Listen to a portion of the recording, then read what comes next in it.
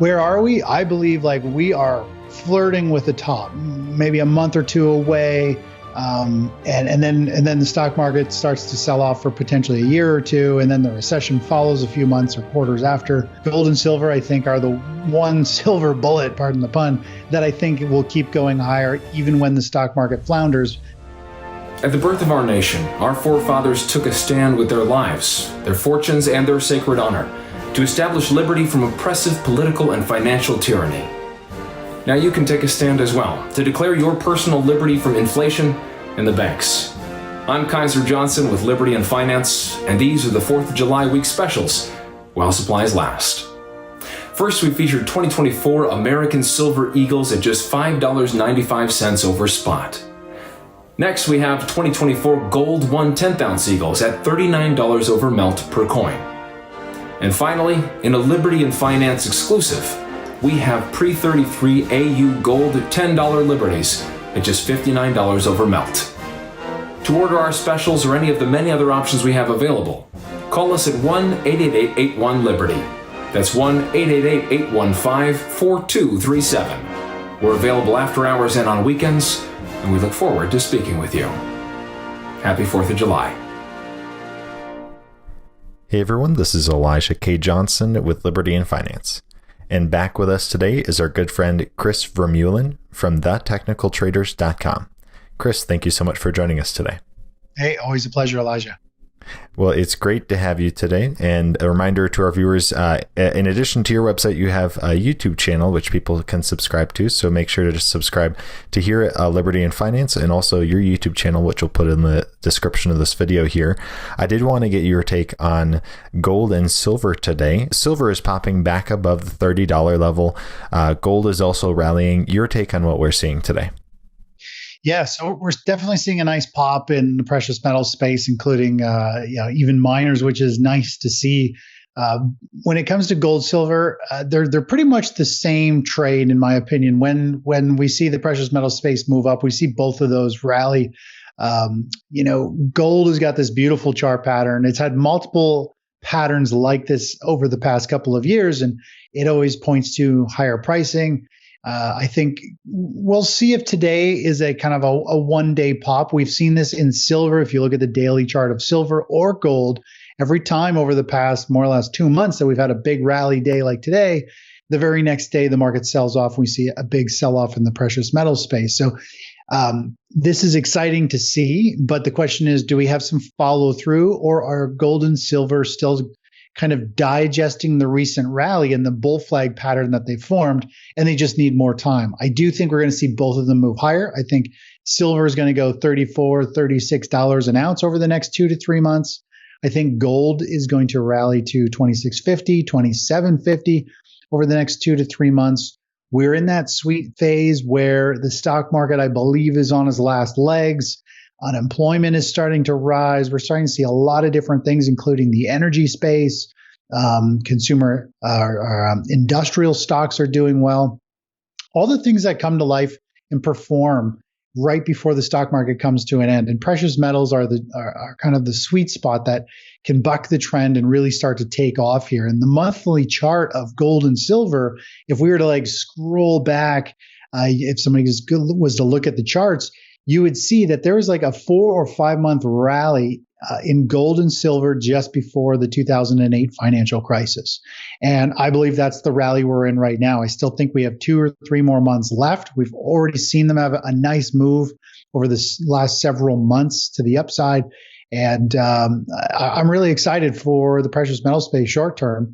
And even longer term, I see them going a whole lot higher down the road. But today's pop in price, we just need to see if there's follow through behind it. Now, could you share with us some of the charts there? I know you mentioned how what we're seeing right now might parallel the 2008 crisis. Can you share with us gold and silver, kind of what they did in 2008 and what we're seeing right now?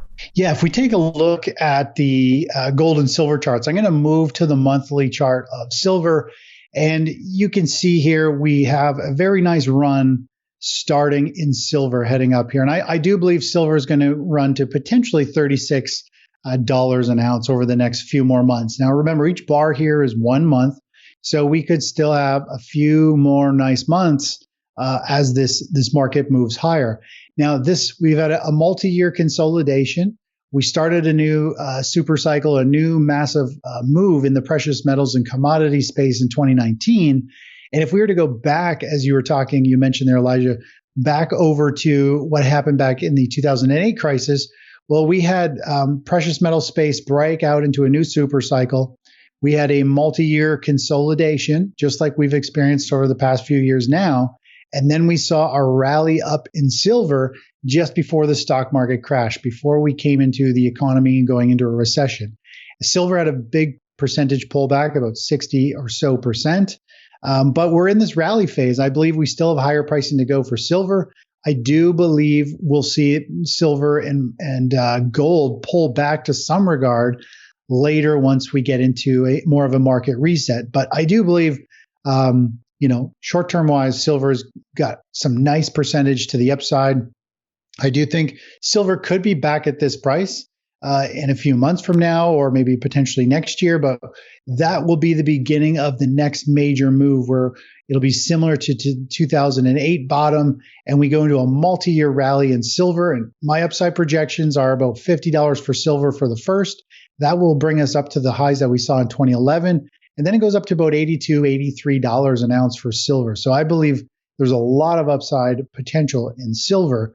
And gold is actually very similar. When we look at it and we compare this multi-year consolidation, the run up into what I believe is going to be the next bear market, well, we had the consolidation, and now we had the run up in 2008, and then the market had a correction, and gold pulled back 34%. So we could still see gold run up here to about 26, 27.50, and then pull back with the bear market, potentially back to where we are right now, and then start that multi-year rally like we saw coming out of 2008. So, the short term is bullish and the long term is still very bullish. We're in a bull market, a super cycle for precious metals. It doesn't really matter, I think, at this point, kind of so much when you buy it, because I think there's upside from here. I think gold will hold its value very well, maybe come back down to here, even if there's some market weakness later this year or next year. But overall, I still see it going up and to the right fairly dramatically. So as a long-term investor, gold is in a major uptrend, a super cycle, and there's quite a bit of upside potential. I think $3,500 for gold and beyond when we look, into the future, 5, 6, 7 years from now. Now, when it comes to the day-to-day price action, as we talked about at the top of the interview, can you share with our viewers the charts and kind of what we're seeing right now as we see silver break again to this $30 level? Yeah, sure. If we take a look at silver real quick, I mentioned, we see these really strong pops. Today, we have a very strong pop in silver. It gets everybody excited, but we've also had the same thing right here. We had another one over here and over here. And, we can see what happens right after that. We see sellers step in and drive the price back down. So the big question right now is today just one of these pops and it's going to sell back down? Or is it, building a base and it starts to break out and starts that next run higher? So we need to see if there's going to be more follow through. Now, if silver was to sell off and pull back tomorrow, or more or less the next trading day, I think tomorrow's July 4th. So U.S. markets are closed. But overall, if silver pulls back and gold pulls back, I don't believe that's a bad thing at all. It just means the market is still digesting this recent run. When we look at silver in this big chart pattern, it has had a very nice run to the upside, and now it is flagging.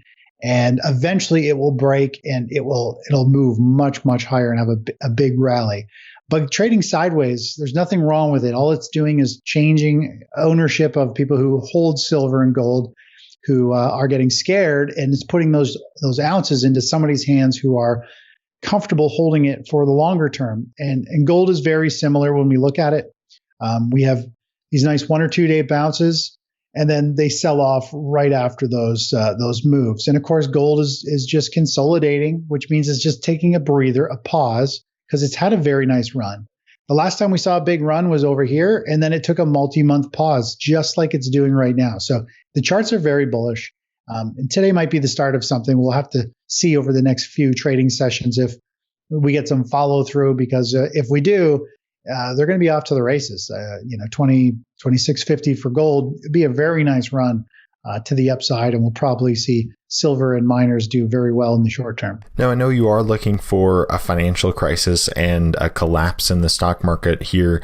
Where are we right now when we look at, for example, the S&P 500? How soon do you see this crash happening? Yeah, so the markets do a really good job of camouflaging moves. So, for example, we look at the SP 500, and I zoom way out here. We look at these charts. We're hitting new all-time highs. If I look at the QQQ, which is the Nasdaq 100, new all-time highs. So everybody feels as though we're in a full-on bull market phase.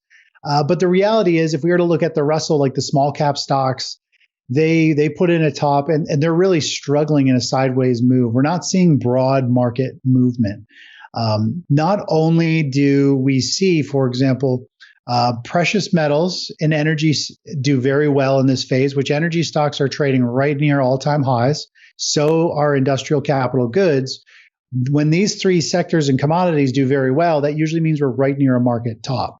Now, because of AI and the big tech move, the market is camouflaging. The general market, most portfolios aren't even making new highs because they have a bunch of stocks and they got bonds. But because of the tech heavy move, it's dragging the major indexes higher to make everybody think this market is very strong. But the reality is it's really one sector pulling this market higher. And that is not a very good sign. We want to see broad market participants. We want to see multiple sectors driving this market higher, investors moving into all kinds of different types of stocks and sectors. But instead, it really is just everybody moving into technology. 2 weeks ago, we saw the biggest inflow ever into technology ETFs. That is a sign that we are getting frothy and the whole world is piling into only technology. And the tech is what's dragging the major indexes up. The rest of these indexes, like majority of small cap stocks, are just struggling. They're hanging on. Even in the Canadian market, if we look at the venture exchange, which are the small cap stocks, like they have been falling and a series of lower highs and lower lows.